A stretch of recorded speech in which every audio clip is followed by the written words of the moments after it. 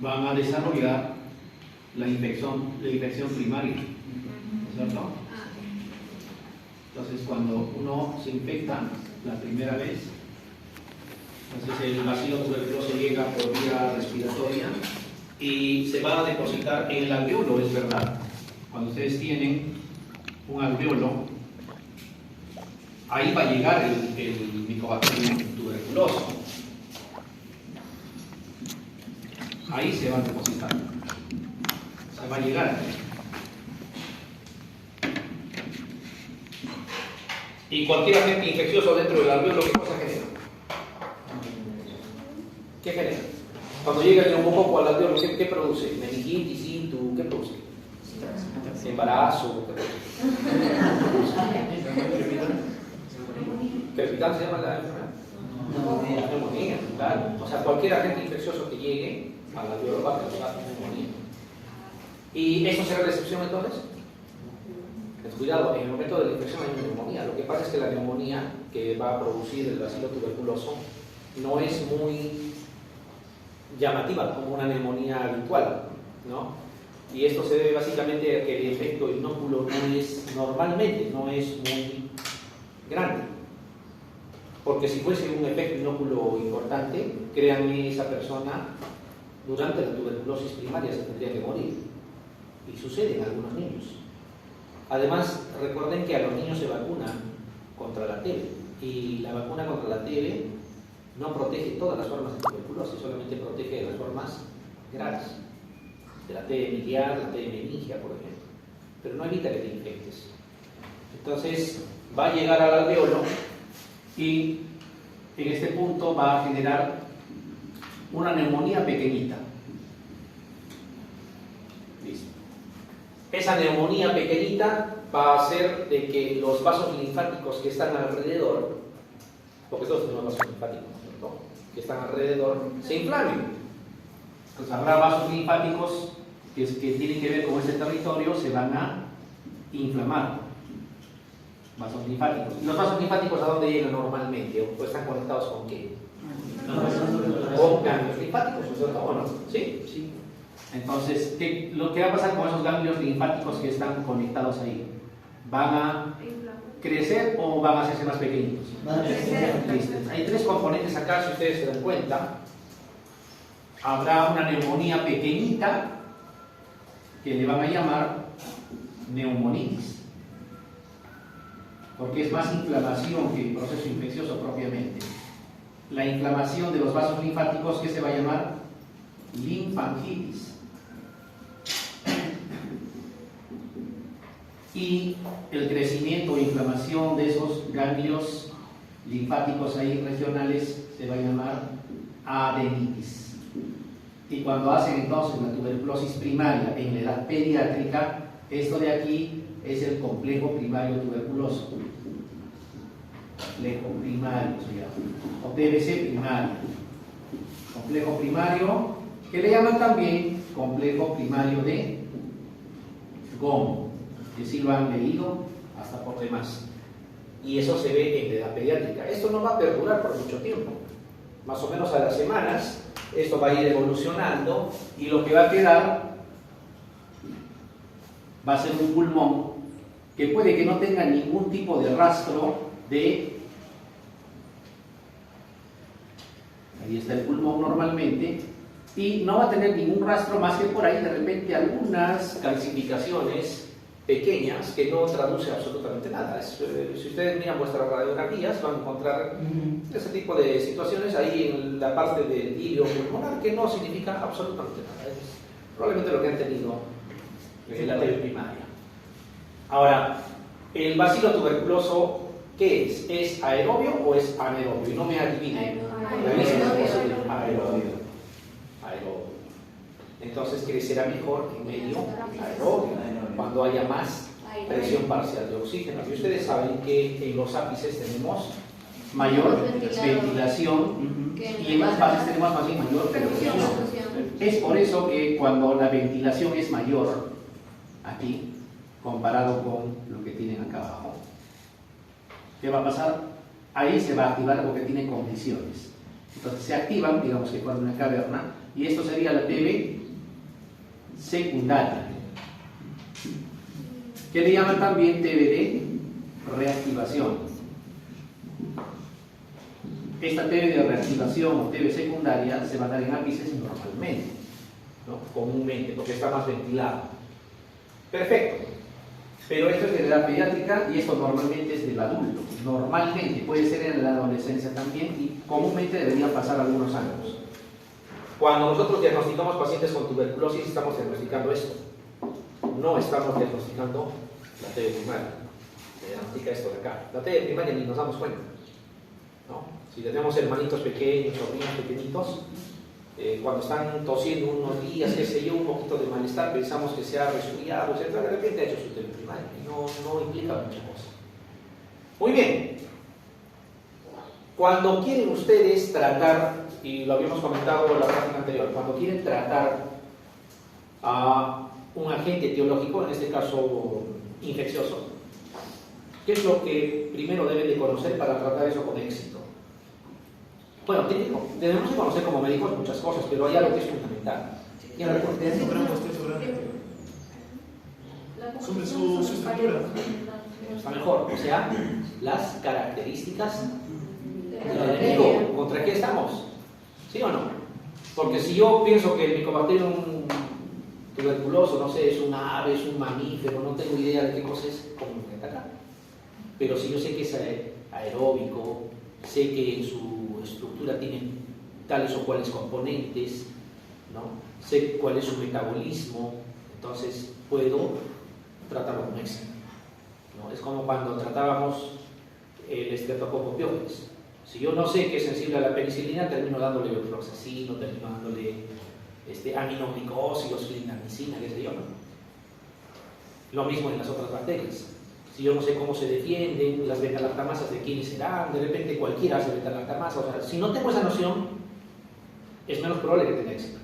Lo primero que hay que conocer es qué pasa con el Mycobacterium tuberculoso. ¿Cómo es más o menos la estructura del Mycobacterium tuberculoso? A ver, la parte más interna, citoplasma primero, ¿y qué va a tener por acá? Como cualquier otra bacteria, porque es una bacteria o no es. Es una bacteria. ¿Qué cosa estamos dibujando acá? Su bicapa lipídica, de su membrana, ¿no? Como cualquier otra bacteria tiene su membrana ahí abajo. Listo, ahí está. Tendrá sus proteínas, por supuesto que sí. Algunas proteínas incluso integrales, otras periféricas, como cualquier otra bacteria. Su bicapa lipídica formando su membrana. Debajo de la membrana, ¿qué cosa está? El citoplasma. Ya, ahí está, sus dos proteínas, digamos. Así más o menos sería, digamos, que fuese su membrana. Esto lo van a encontrar dibujado de mejor manera, un montón de láminas, hasta en el Google, colocan ustedes y va a salir. Bueno, como es una bacteria, encima de la membrana, en cualquier bacteria, ¿qué cosa encuentra? Normalmente en gram positivos, en gram negativos. Y aquí no tendrá pared, sí tiene, ¿no? Sí. Y la pared, ustedes saben, después del espacio periplásmico, que aquí también es corto, vamos a tener primero los monómeros de peptidoglicano, ¿no es cierto? Ahí están. Así lo van a ver ustedes graficado. Bueno, depende de quién lo grafique y qué formita le quiera dar, ¿no? Pero esto significa el peptidoglicano. Del peptidoglicano nosotros vamos a encontrar las cadenas laterales de ¿qué? De aminoácidos. ¿Recuerdan que tienen sus cadenas laterales de aminoácidos que van a estar unidos gracias a qué cosa? A la... ¿Tendrán PVPs o no tendrán PVPs? Sí, claro, también, si no, ¿quién construye su pared? Y la transpeptidasa de las PVPs va a unir esas cadenas laterales de aminoácidos. O sea, hasta ahí parece una bacteria común y corriente, de hecho que es bacteria, ¿no? Sí. Y ahí están sus...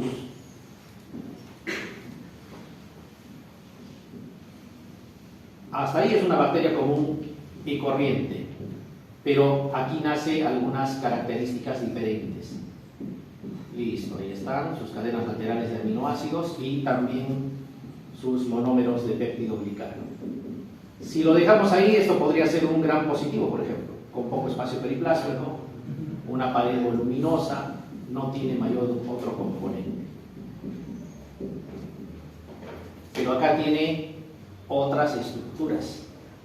A ver, los que han expuesto, todavía no, el ácido glicólico está más afuera. ¿Cómo se llama?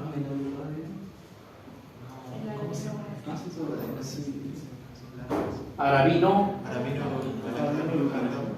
glucano galactano. Es una especie de proteína, el arabino galactano. Ahí está. Este arabino galactano también tiene enlaces, le da rigidez, pero ya no lo tienen todas las bacterias al arabino galactano. Quieres nada más las micobacterias. Ya está. Ese es el arabino galactano.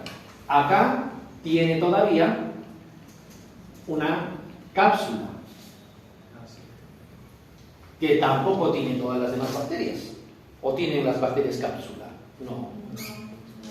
Y de aquí salen perforando esa cápsula. ¿Qué cosa es esto? Esto sí es el ácido glicólico.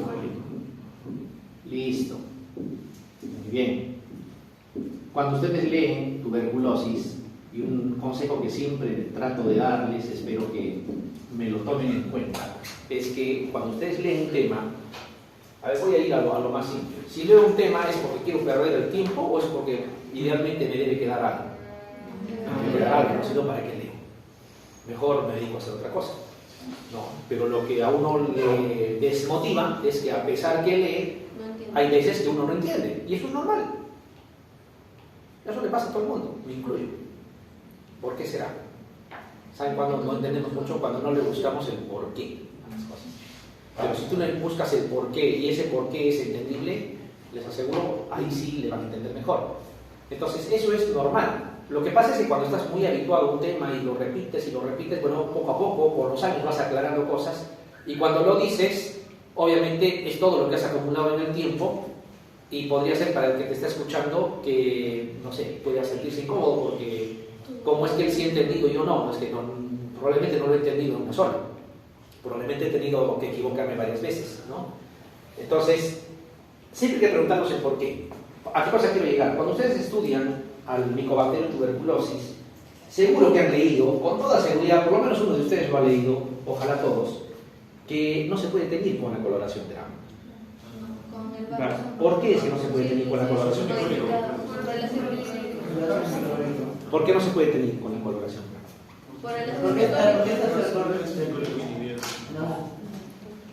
A ver, miren esa figurita.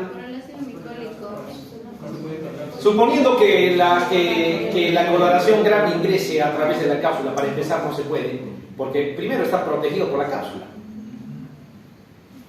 ¿Por dónde va a venir la coloración Gram si yo para teñir necesito teñir esto de acá, que es la pared? Claro. Y antes, o mejor dicho, después de la pared, ¿qué cosa voy a encontrar? Primero, ¿qué cosa es esto de acá? Este es el ácido glicólico. ¿Esto qué cosa es? La cápsula. Esto de acá, el arabino galactano, ¿no?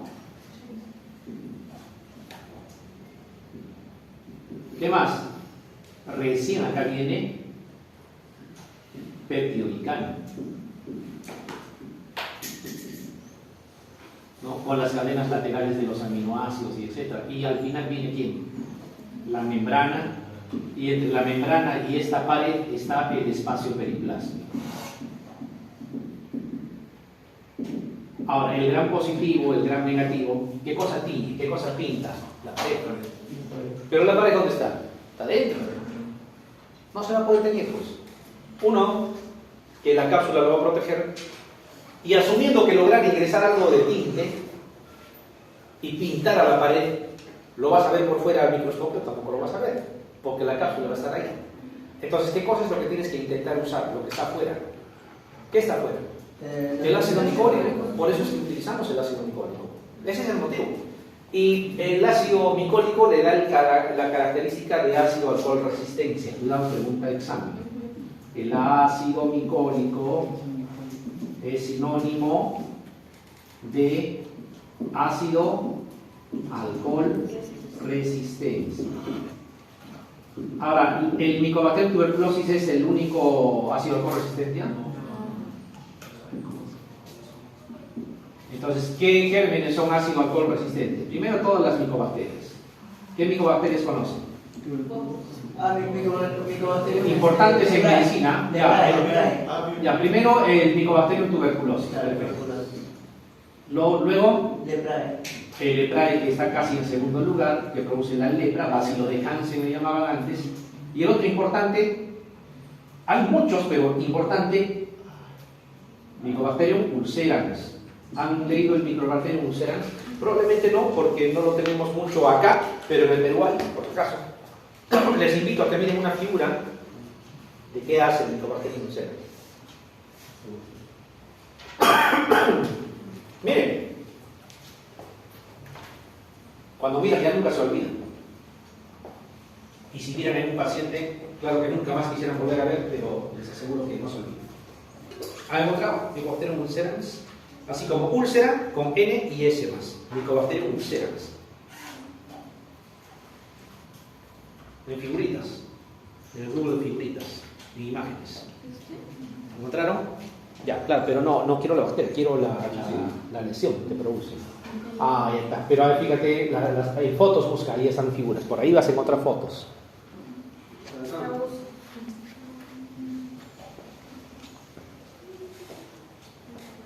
Esos son pequeños.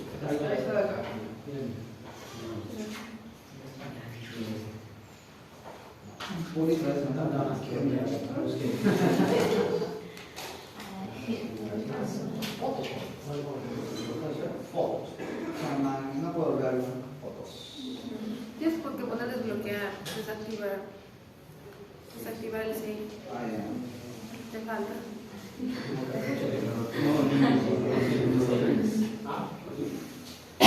Es pequeño, pero bien. Sí, necesito que lo vean para que tengan una noción de qué cosa hace el Mycobacterium ulcerans. A ver, acá.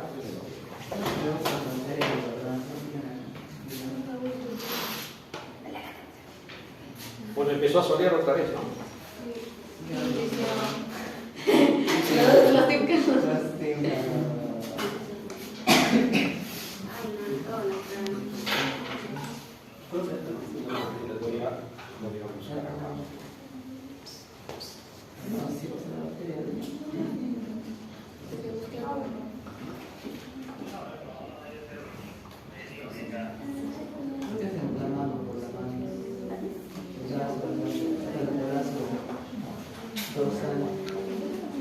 No es que va comiendo toda la carne.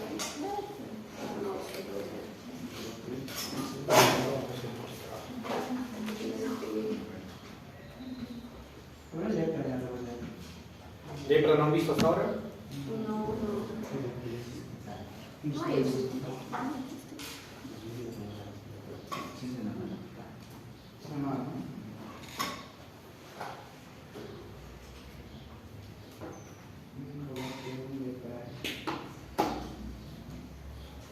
Ahí está el video de Mycobacterium ulcerans. Bueno, algunos han encontrado, otros no tanto.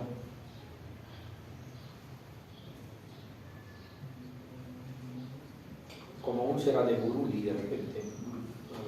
Porque así se llama la enfermedad. Sí, así fue. Úlcera de Buruli. Acá. Muéstrales. Muéstrales para que vean. Bueno, para los que están cerca, miren esta úlcera. O sea, no es una heridita. Pareciera que le hubieran sacado la piel de toda la extremidad.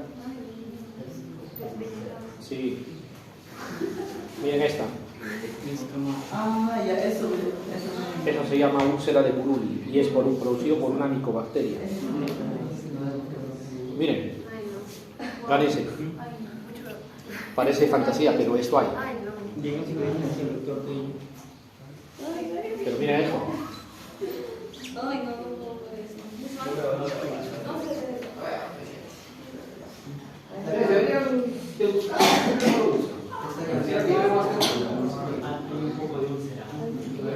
Hay, como dice ahí el doctor, hay un poco de úlcera en ese cuerpo. Hay un poco de cuerpo. O un poco de cuerpo en esa úlcera.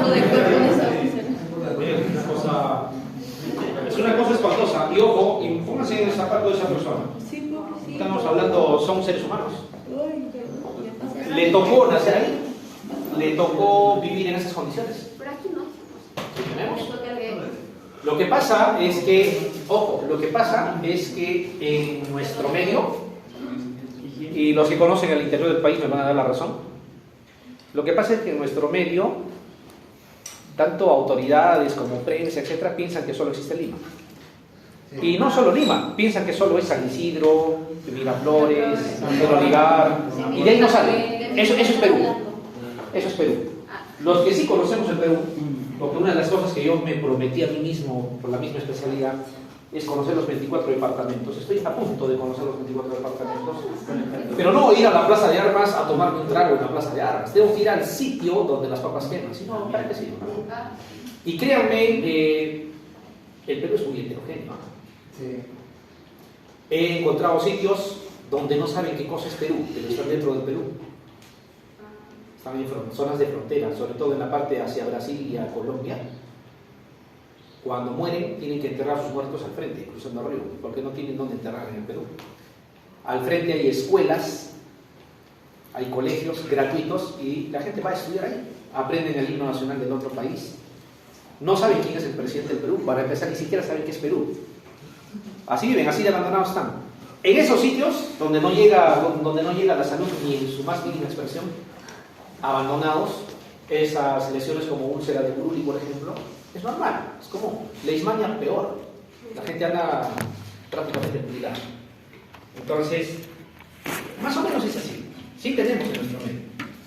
Cuando en Lima aparece un caso de malaria, hacen escándalo, mueven televisión, prensa. Cuando todos los días están muriendo por malaria, la gente, como si nada. A nadie le importa. Un caso ha habido de neumonía fatal, prensa, cuando no saben que en las alturas, diario, la gente se muere por frío. Se mueren, así literalmente. Entonces, ojo, ustedes se están preparando para, no para solucionar eso, porque no lo van a poder hacer solos, pero para que entiendan esa realidad. No pueden ser ajenos. No puede ser, hay que ser un poco sensible con eso. Tampoco les digo que entren en depresión por compenetrarse demasiado con la situación, que se puede dar también el caso, pero no es extremo, no. Pero no pueden ser ajenos, o sea, desconocer. Así es nuestra realidad. Somos un país pobre, en general, en promedio. Entonces, ahí está el Mycobacterium ulcerans, es el tercero en importancia en el mundo después de tuberculosis y lepra. Después ya vienen los otros, el Mycobacterium kansasi, el Mycobacterium, por ejemplo, bovis, el Mycobacterium scrofulaceum, el Mycobacterium cheloniae, el marinum, que producen, entre otras cosas, también infecciones generalmente en piel, pero estos son muy importantes. ¿Lepra hay en el Perú? Sí. Claro, lepra hay por montones en el Perú, por montones. Bueno, entonces, estos son ácidos alcohol resistentes. ¿Solamente las micobacterias? No. Hay una que se llama nocardia. La nocardia es una bacteria que produce patología pulmonar. Produce tos, produce expectoración, puede provocar hemoptisis. Y si hacen BK de esputo, ¿qué puede salir? Si es ácido alcohol resistente.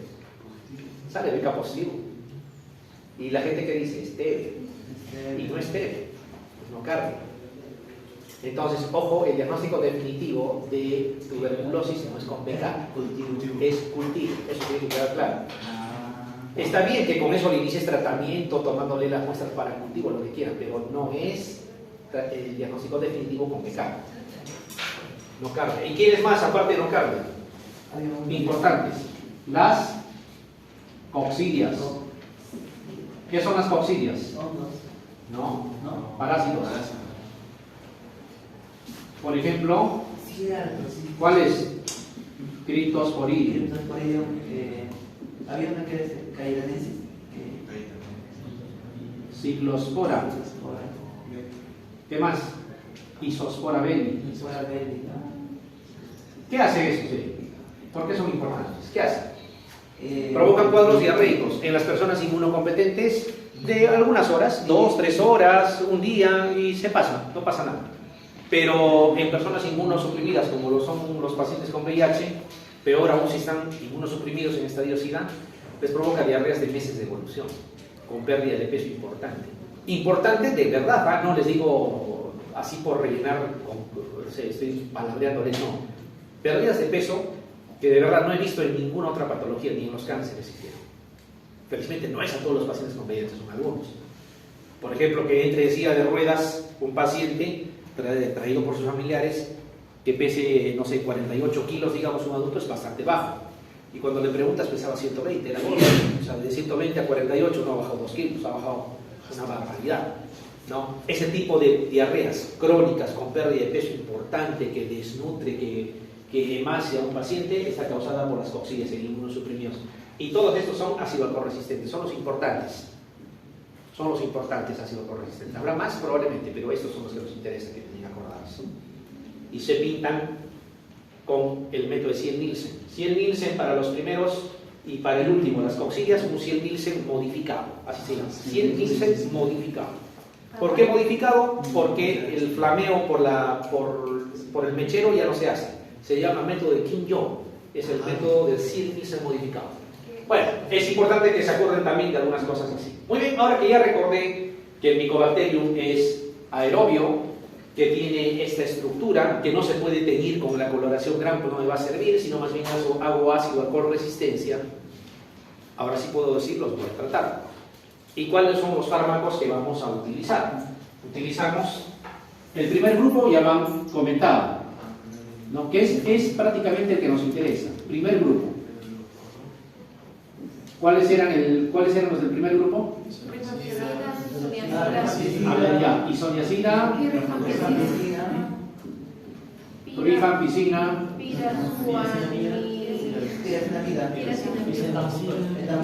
piracetamida y etambutal. Esos cuatro los tienen que manejar bien, ¿ah? Yo les atraco que los otros no se acuerden mucho, no es muy importante. Esos cuatro los tienen que manejar bien. Efectos adversos, mecanismos de acción, en qué tipo de poblaciones de micobacterias actúan, en cuáles no, cuáles son sus efectos adversos más importantes, cuál es la dosificación, ¿no? Qué efectos adversos pueden dar, lo tienen que manejar. Lo tienen que manejar. De las demás no me importa mucho. Las demás no me importan mucho. Muy bien, entonces, este Mycobacterium tuberculoso, como es aeróbico, cuando está en las zonas donde hay aire, crece con facilidad. Pero si está en los sitios donde no hay aire, crece con menos facilidad. Entonces, cuidado, hay 4 poblaciones de Mycobacterium tuberculosis. ¿Ah? Este de aquí, hay 4 poblaciones. Las de crecimiento rápido, que le llaman también de crecimiento exponencial. Las de crecimiento lento, las de crecimiento intermitente y las que no crecen. Son 4.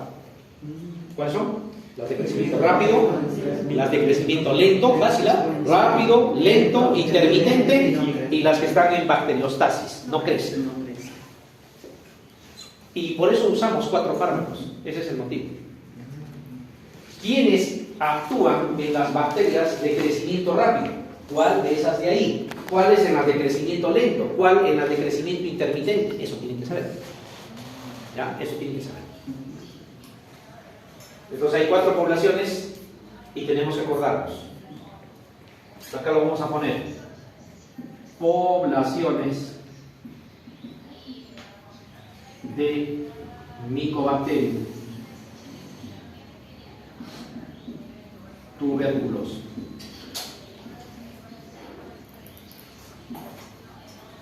Uno, las de crecimiento rápido. Eran las de crecimiento lento. Están las de crecimiento intermitente. O sea, hay veces que crecen, otras no. Y están las que están en bacteriostasis. No crecen. Por lógica, estarán en bacteriostasis las que están en medio anaerobio. Como es una bacteria que necesita aire y lo pongo en medio anaerobio, no crece. Pues. Pero si le doy aire en su plenitud, va a crecer rápido. Y aquí hay unos intermedios. Esto es importante. A ver, yo les hago una pregunta. ¿En qué circunstancia estas bacterias podrían crecer rápido? Cuando están expuestas a aire. Perfecto. ¿Y cuáles serían las condiciones para que estén expuestas ahí? No. ¿Qué cosas produce? A ver, ¿qué tipo de lesiones produce la tuberculosis? Ordenemos lo que ya sabemos, no necesito que inventen nada. Cavernas. ¿Qué más? ¿Qué tipo de lesiones más hay? Las que forman caso. Ya, o no, o estoy equivocado. Sí, caso. ¿No? Granulomas. ¿Qué más? Ya, eso vamos a aplicar. A ver, primero, de las que me he mencionado, ¿dónde agarra más aire? En las cavernas. ¿Por qué? Las cavernas tienen comunicación con el árbol respiratorio, por si acaso, y directamente se comunican con el medio externo. Cada vez que yo respiro, le meto aire hasta las cavernas.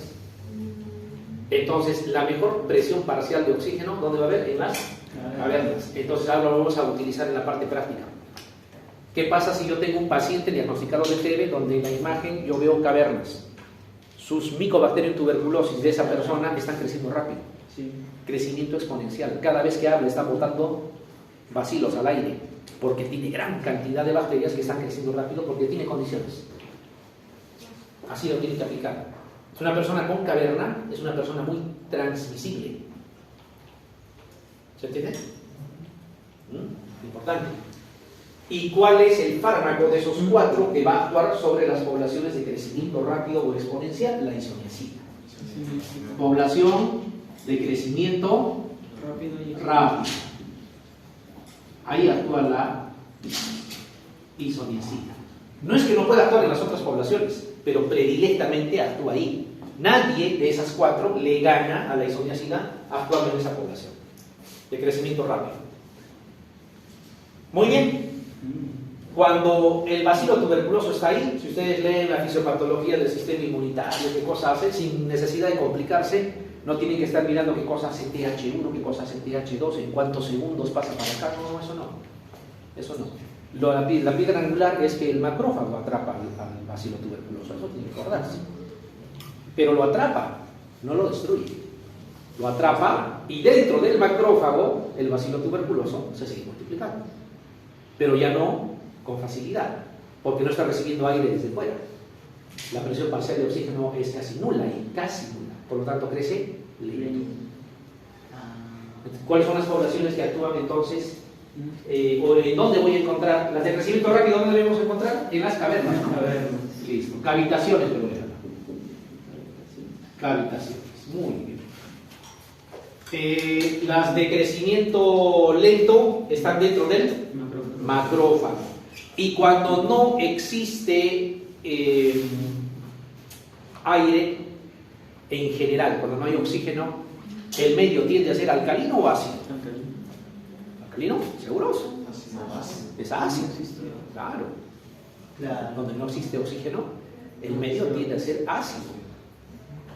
Y ustedes han expuesto, me han hablado de un fármaco que actuaba en medio ácido. Así nomás tiene que relacionar todo lo que saben. La piracinamida actúa en poblaciones de crecimiento lento. Y esas de crecimiento lento, ¿en dónde vamos a encontrarlos? Dentro del macrófago. Poblaciones de micobacterias tuberculosas que están dentro del macrófago. Muy bien, ¿y qué pasa si esas bacterias que crecen rápido o algunas están creciendo lento, las atrapo y las envuelvo en una gelatina, en una masa? ¿Entre el aire? Ya no. ¿No es cierto? Hagan de cuenta que esa masa sea el calcio. Están bloqueadas dentro del calcio. El aire no va a entrar. En algún momento, cuando el calcio le dé opción o los que están por afuerita, etcétera, podrán crecer, y si están dentro del mismo calcio no crecen. Eso se llama, a veces crecen, a veces no, crecimiento intermitente. Entonces, para que sea crecimiento intermitente, que es la otra población, ya hemos dicho crecimiento rápido, crecimiento lento, crecimiento intermitente. ¿En dónde vamos a encontrar crecimiento intermitente? En las lesiones gaseosas, donde hay gaso. ¿Cuál es el fármaco que actúa ahí? Rifampicina, en las de crecimiento intermitente. Lesiones que tengan calcio. ¿Cuál falta? Las que están en bacteriostasis. Ni me digan, bueno, como queda una y allá también queda otra, seguramente el etabutol actúa en las poblaciones en bacteriostasis. Mentira. El etabutol no actúa en ninguna de las poblaciones. Y lo primero que se van a preguntar es: ¿y qué hace ahí entonces? ¿Por qué le damos etambutol? Es una buena pregunta. ¿Alguien sabe la respuesta? No actúa, en ninguna de las poblaciones actúa. No digo que no pueda matar, sí, pero no es predilecta para ninguna de las poblaciones. Es más, podría no usarse el etambutol. ¿Por qué le damos etambutol? Pero es porque para que la producción, o sea, lo que pasa es que el etambutol le damos para que disminuyamos la posibilidad de resistencia a la rifampicina. Ustedes saben, cuando dan un fármaco, o das doble o triple, etcétera, las posibilidades de resistencia son menores. ¿Por qué? Porque la bacteria no se puede defender de uno solo, sino se distrae con otros, ¿sí? Entonces, ojo, el etambutol se administra para disminuir la posibilidad de resistencia a la rifampicina, para hacerla menos probable que se haga resistente a la rifampicina. El etambutol no actúa en ninguna de las poblaciones. Es más, si ustedes revisan las guías internacionales, van a encontrar más de una donde el etambutol ni siquiera cuenta. Solamente isoniazida, rifampicina, piracinamida. Lean las preguntas del examen MIR sobre tuberculosis y mencionan al etambutol. Pero bueno, se da para eso. ¿Quiénes actúan en las poblaciones de bacteriostasis? Ninguno. Ni los de primera línea, ni los de segunda, ni nada. Luego viene el segundo grupo, que ya no es tan importante que lo sepan, ¿eh? De verdad, más que allá de saber cuáles son y nada más. El segundo grupo. En el segundo grupo, ¿quiénes están? Los aminoglicósidos, ¿no? ¿Qué aminoglicósidos van a utilizar aquí? Cannabicina. ¿Cuál más? Amicacina. Amicina no me van a decir. Capreomicina. No, la clofazimina es para la lepra, es otro tipo de fármaco. Y podrían usar en algún momento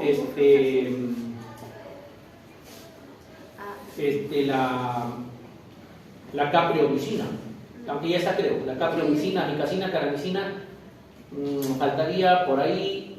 Bueno, la estreptomicina, de hecho, antes de ellas, hay que anotarla, y por ahí podrían utilizar la tobramicina, pero más no.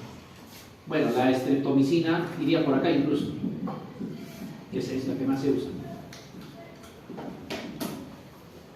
Ya, pero estos de acá no son tan importantes como los de acá. Tercer grupo. ¿Quiénes? Las quinolonas. ¿Cuáles? Levofloxacino y moxifloxacino. Las demás no cuentan. Ciprofloxacino se usaba antes. No es tan importante ahora. Levo y moxi son quinolonas respiratorias. Vienen las de cuarto grupo, también han hablado las de cuarto grupo. ¿Cuáles son las de cuarto grupo? Esas que ni siquiera sabemos si funcionan o no en la tuberculosis.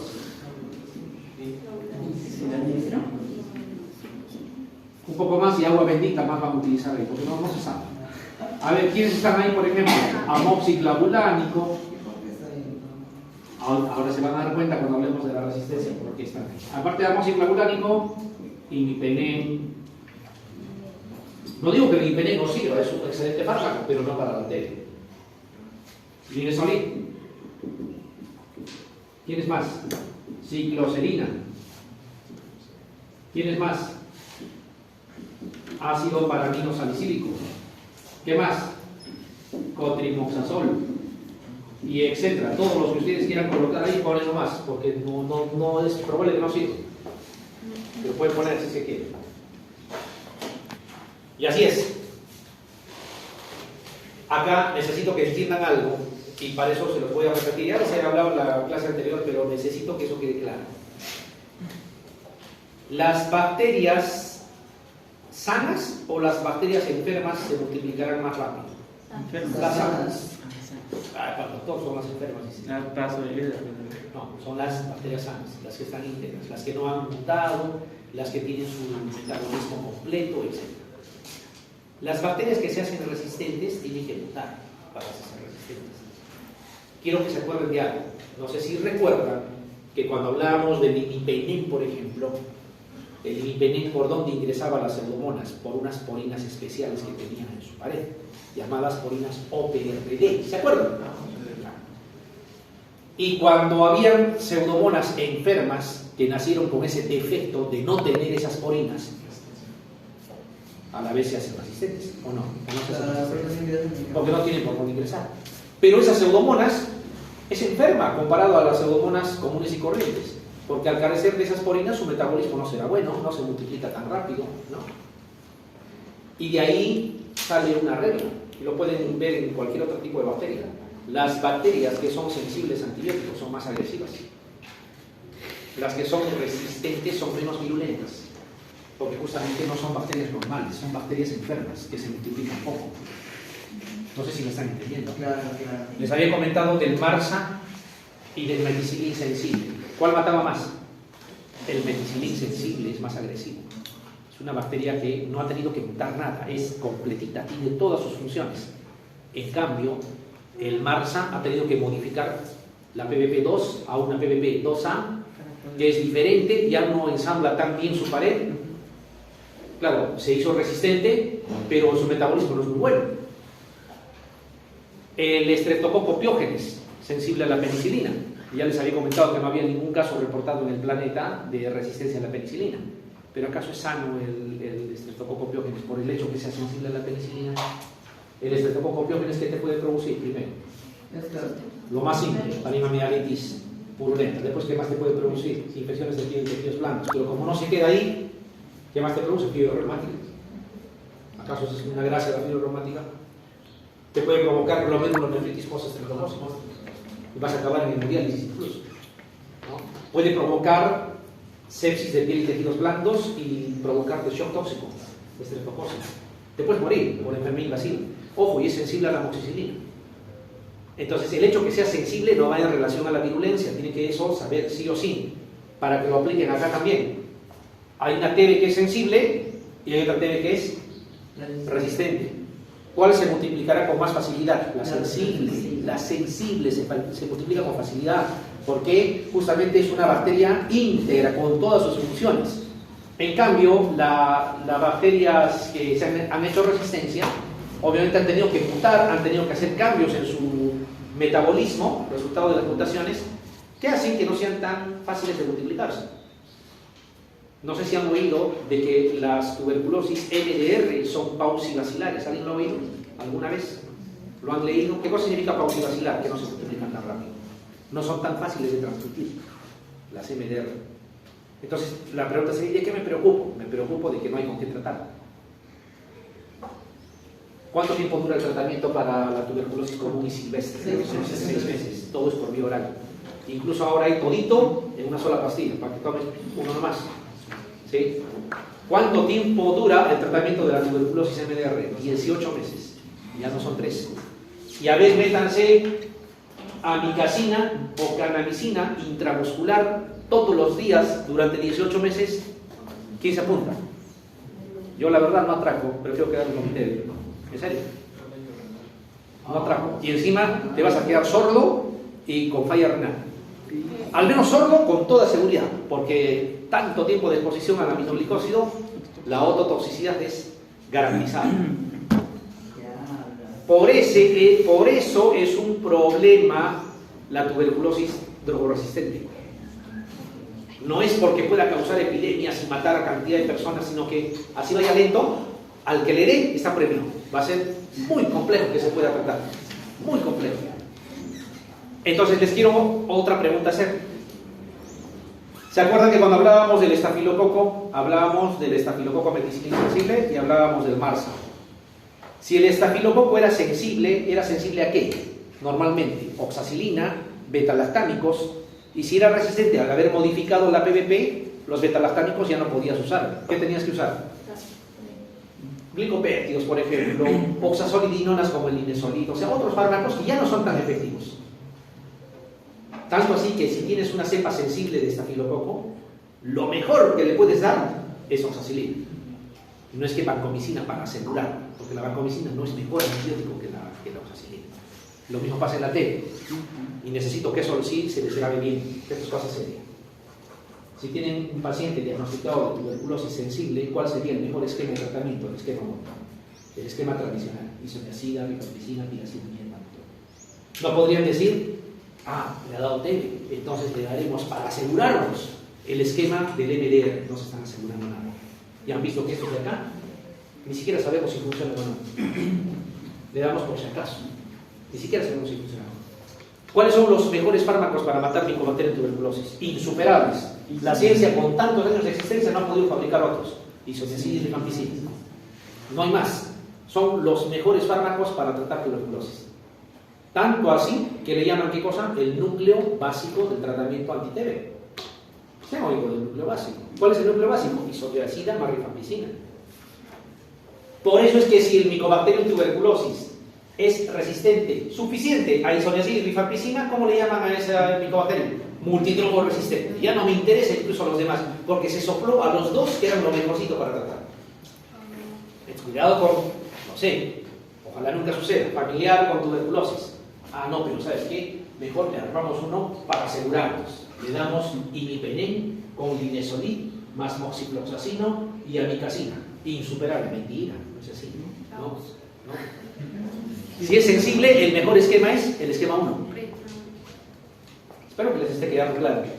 Porque de aquí vamos a hablar la última, que es antimaláricos, y de repente nunca más en nuestras vidas, salvo que hagan la especialidad que yo tengo y estemos en la misma sede, para que volvamos a hablar, al menos entre nosotros, el mismo tema. Así es que quiero que el mensaje les quede.